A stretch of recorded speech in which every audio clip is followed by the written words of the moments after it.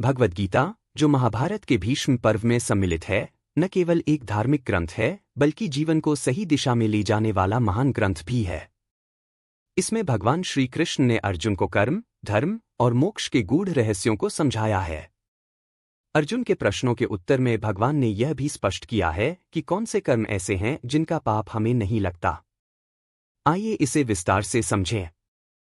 कर्म का सिद्धांत, प्रिंसिपल ऑफ कर्मा।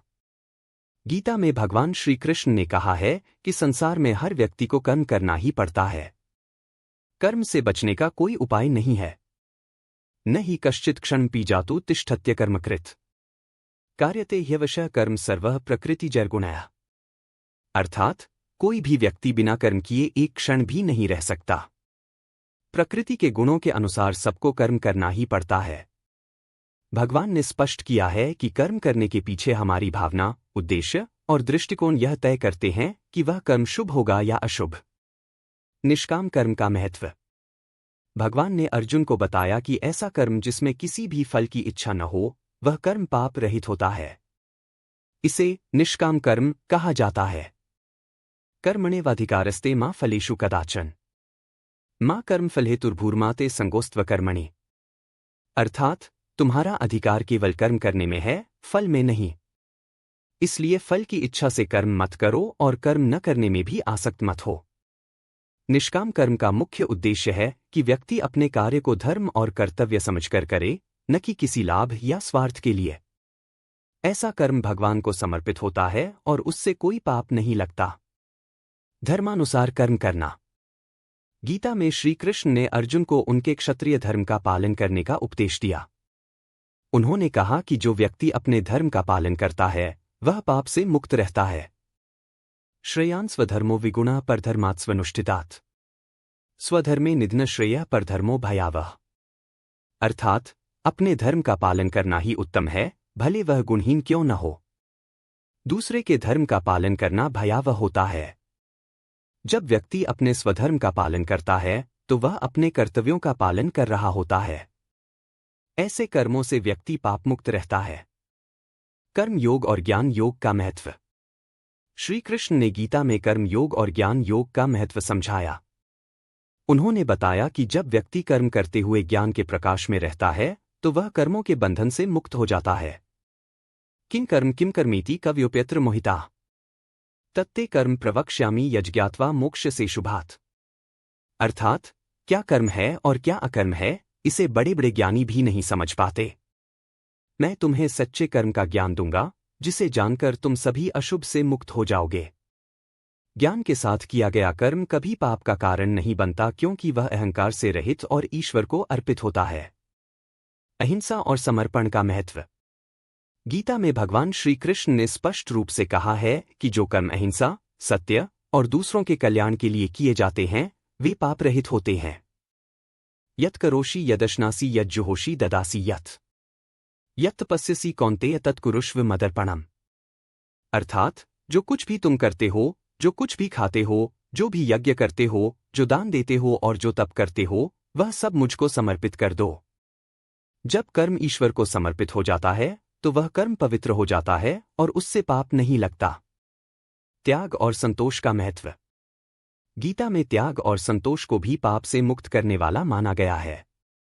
भगवान कहते हैं कि जो व्यक्ति अपने कर्मों के फलों का त्याग कर देता है और संतोष के साथ जीवन जीता है वह पाप मुक्त रहता है। ब्रह्मण्याधाय कर्माणि संगं त्यक्त्वा करोति यः लिप्यते न स पापेन पद्मपत्रमिवाम्भसा।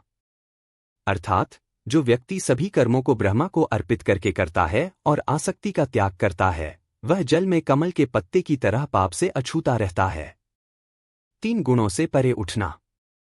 भगवान ने अर्जुन को सत्व, रजस और तमस इन 3 गुणों के प्रभाव से ऊपर उठने का उपदेश दिया। इन गुणों के आधार पर किए गए कर्म बंधन का कारण बन सकते हैं, लेकिन जब व्यक्ति इनसे मुक्त होकर कर्म करता है तो वह पाप मुक्त रहता है।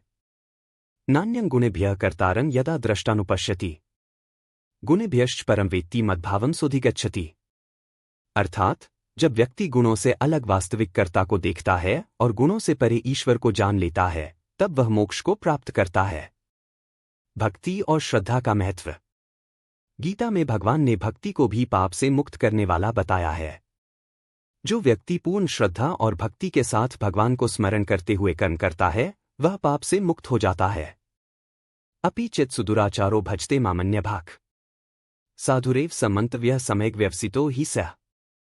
अर्थात यदि कोई व्यक्ति बहुत दुराचारी भी हो, लेकिन वह अनन्य भाव से मेरी भक्ति करता है, तो उसे साधु ही मानना चाहिए, क्योंकि वह सही मार्ग पर है। भक्ति के माध्यम से व्यक्ति के सारे पाप नष्ट हो जाते हैं और वह भगवान का प्रिय हो जाता है। दान, यज्ञ और तप।